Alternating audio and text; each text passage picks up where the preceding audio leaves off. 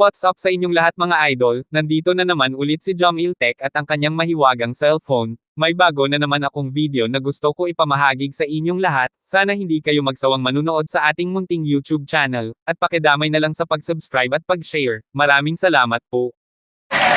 At hindi pa natin ito itutuloy mga idol, huwag sana makalimutan sa portahan at mag-subscribe sa ating munting YouTube channel, at pakidamay na lang sa pag-share, maraming salamat po.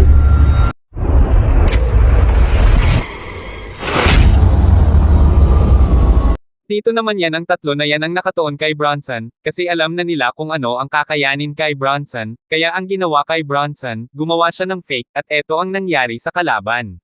Easy 2 points lang. Kaya bumawi na naman ang New Zealand sa Team USA, dalawang threes na magkasunod ang kanilang ginawa, at eto po yun.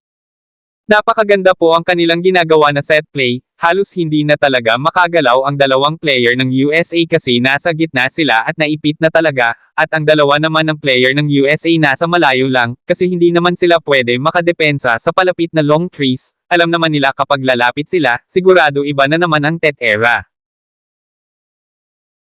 Halos lahat ng Team New Zealand nasa labas, kaya hindi masyadong nakadepensa ang Team USA at nakikita yan tatlo na yan nga taga New Zealand, nasa labas lang, kaya open threes na naman dito ang taga New Zealand dito.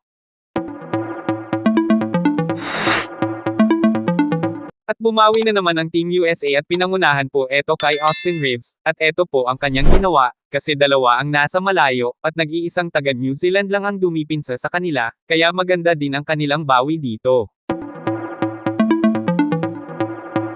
Dito naman halos lahat ng taga New Zealand, nakabantay kay Reeves, nakikita yang tatlo na yan, kailangan na talaga depensahan si Reeves, baka titira na naman yan sa malayo, at isa palang pake kasi maganda na naman ang assist na ginawa kay Reeves, at eto po yun ang nangyari. Hindi talaga mapigilan ang USA kasi parang nagwala na talaga si Reeves at halos lahat ng player ng USA gumawa ng kanilang highlights, at sana hindi kayo nakalimutan mag-subscribe at mag-share sa ating munting YouTube channel mga idol, maraming salamat po.